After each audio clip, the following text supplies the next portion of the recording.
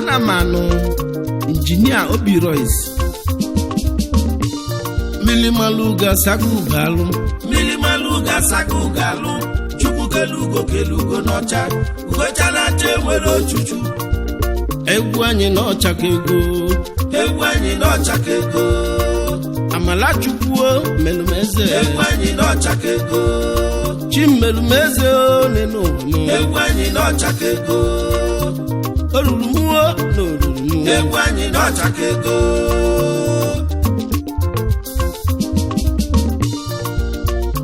ewu mmiri malugo n'ọsalugaru ugobuzuo nenu ụwa n'ọgachake.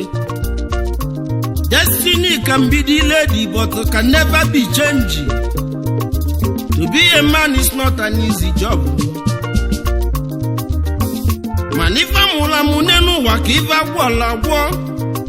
Ewo nenu waniju wesika. Nemo na mubianu lonumu. Mwene videwu nenu wanavana mumamu.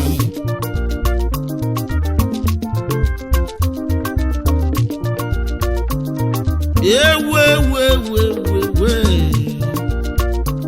chukwu kelu walisa n'ọbụngi ka nna kpọ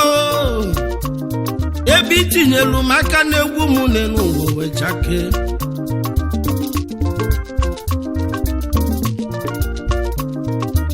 malamalụ n'elu ụwa na ọnwụ dịka dị obodo mma na ndụ dịka dị obodo nsọ mana anụ na dike nwụrụ ndị ọcha karịa ndị akwa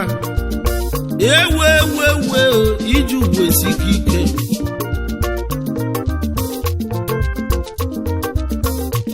mmiri maluga sagugalu chukwu kelugo n'ọcha ugochala che nwere ochuchu egwu anyị n'ọcha ka ego egwu anyị n'ọcha ka ego n'ụwa egwu anyị n'ọcha ka ego iwe chukwu kwuru n'ụwa nya ga-eme egwu anyị n'ọcha ka ego ke ndị ilo na-eme n'ụwa n'ụwa egwu anyị n'ọcha ka ego ugo buzuo n'ụwa n'ụwa egwu anyị n'ọcha ka ego egwu anyị n'ọcha ka ego egwu anyị n'ọcha ka ego egwu anyị n'ọcha ka ego n'ụwa egwu anyị n'ọcha ka ego egwu anyị n'ọcha ka ego egwu anyị n'ọcha ka ego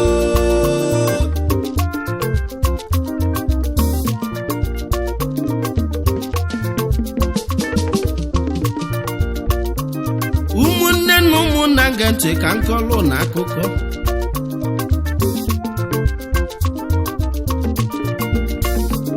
otu si bido iti egwu ụmụ nwanne tinye n'ụwa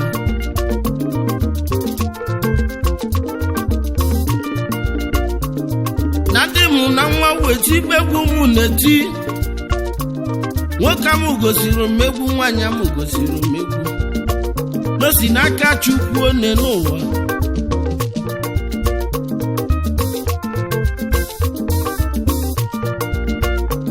abọọlụ m jitafo n'ekpọsị jita wee dọba konili gbanwe naba wee je tv gba m runa for 2014 mgbe ti egwu izizi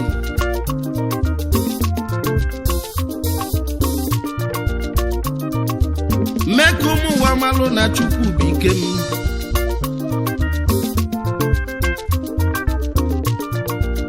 n'afọ 2015 nwetikwa egwu ọzọ si na mkpụrụ onye ka ụlụ ka ọ ga-agọlụ agọlụ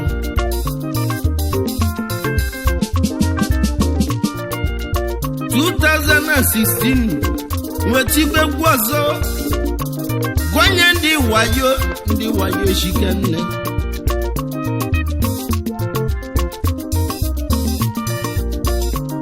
na 2018 n'anya bịakwa ọzọ na chukwu zili mozi one n'ụwa si n'anya chaka ego maka na ugochala che nwere ochuchu one n'ụwa ugo buzu ọchake egwu anyị n'ọchaka ego n'ụwa nwanne egwu anyị n'ọchaka ego amala chukwu melumeze egwu anyị n'ọchaka ego chimerumeze n'enu egwu anyị n'ọchaka ego orurumuo n'oruru egwu anyị n'ọchaka ego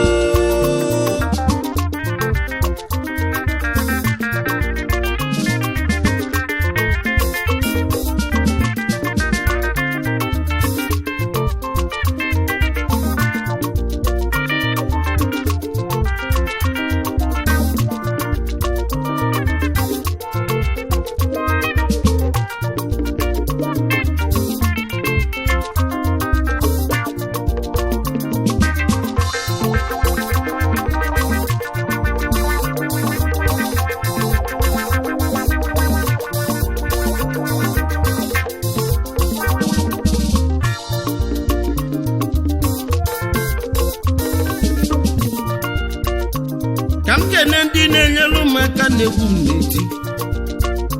ndị ejiri ugbo obodo ama n'ofe aka nna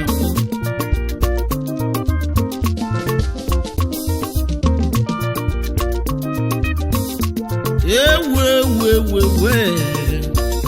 fana lụlụ obodo ọlụ na fana emela obodo ife ọ na-emela ọganyala ọ na-emela ogbenye kwadi agbara oke n'enu ụwa n'ọnya ka nna kọwa iriro n'ọnụ one n'ụwa onye mezọta n'ọkpa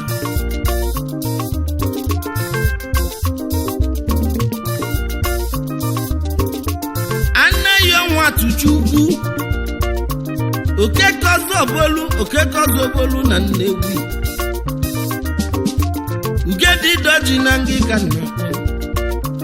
PG doji uru egwu ewe PG na ngịga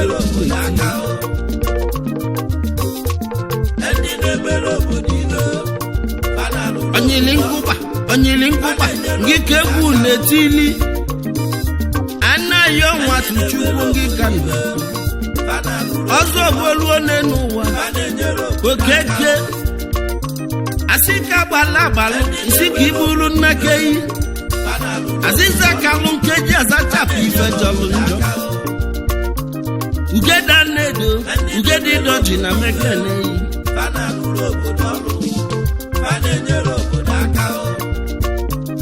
asị m keneli nwanne nwoke ka m so nwata chukwu na mekeneyi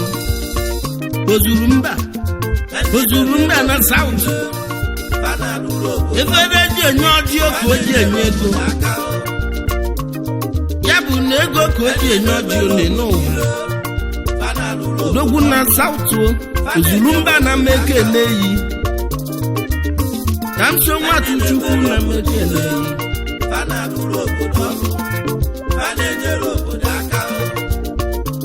kenelu ụmụ Prince Chinedu Nworizu Ugwunna ya na Nnewi nke ka nna kpọ CEO Orizu Motos ụgbọ ji eje mba Orizu Motos ọgịnị ya na ụrịa nwa oji moto eme ọgọ oji unu eme ọgọ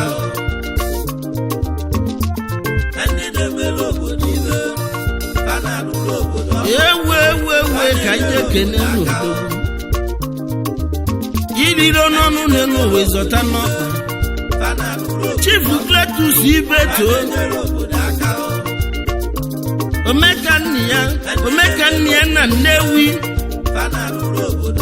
ofu nwa Igbo ji iwe dị ebe gị na-enyelu obodo aka niile enyelu mba aka n'elu ụwa ife rụrụ riri nne n'ụwa ịgbapụrụ mmiri itinye street light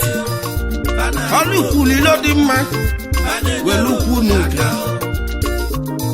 Ibeto n'iji moto mekwu ọgụ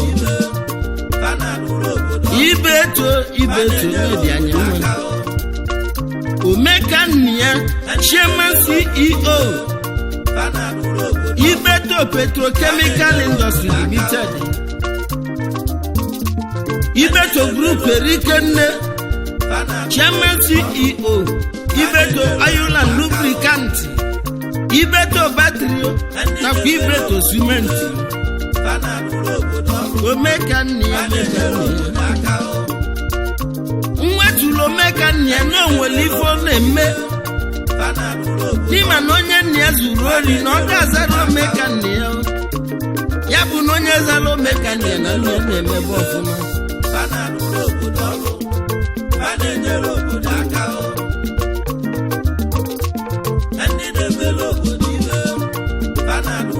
anyị kene Dr. Okechukwu Chidolu Oduma na Nnewi Chairman CEO Wayrak Runati Wine Moscato Wine na Pamelot oke mmanya anyị jide eburu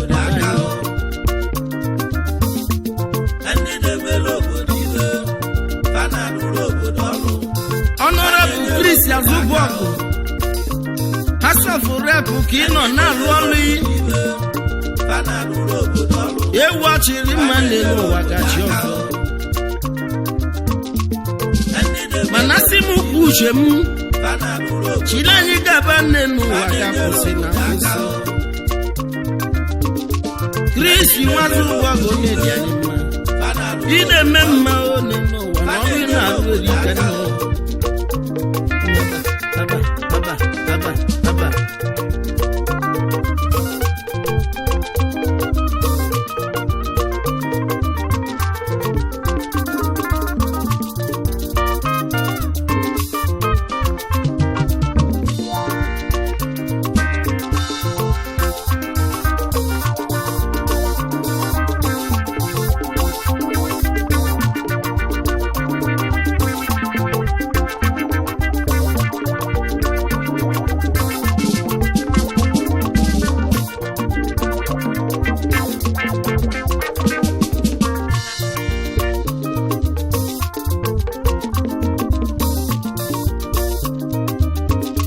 nne Chigozie nwoke afọ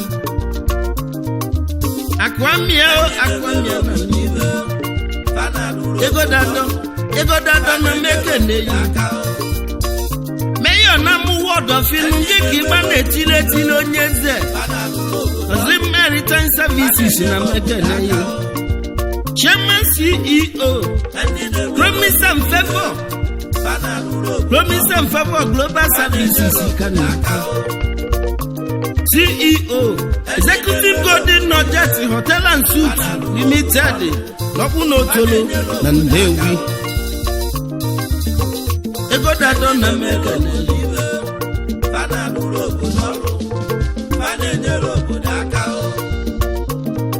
ike muo nwa Chidolu Ịzaga nwonya na-edo na mekene ọkwụrụ ọkalịsịa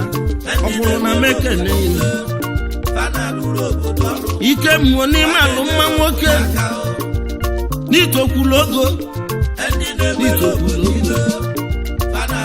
Chairman CEO Pinnacle Energy Nigeria Limited Oil and Gas Ikoyi na Lagos oje wee pasa Kenelu Comrade Peter Nwosu Chief Executive Director Peter Nupengo Yelangas na mekene Chief Distributor Ezedoyin na Nnewi Chief Nupen and Chief Tax Force Nupenge Land Developer and Estate Builder Kinano Hanyilinguba Okute na mekene Azigbo ndụ Nnewi niile na mekene nwa nwosu na mekene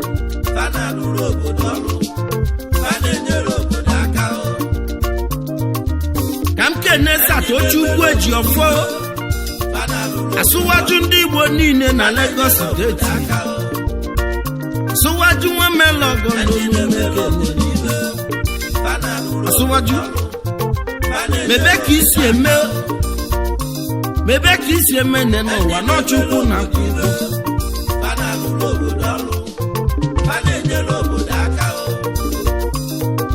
Sunday Nwokorie na mekene Organizer West Africa Limited Richard Odogwu ọkụ bụrụ ụzọ omere ọra niile Organizer West Africa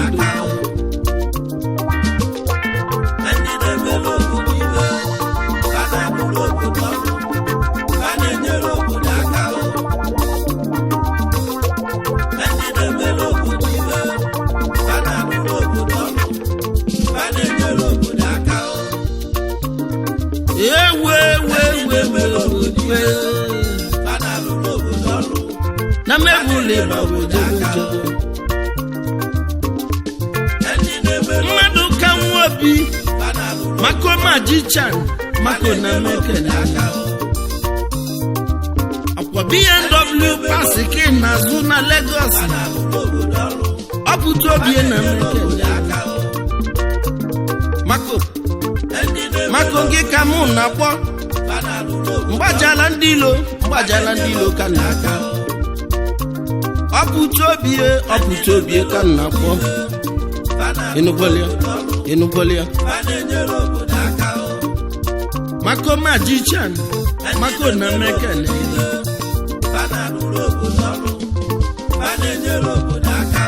mmiri maluga sakugalu chukwu kelugo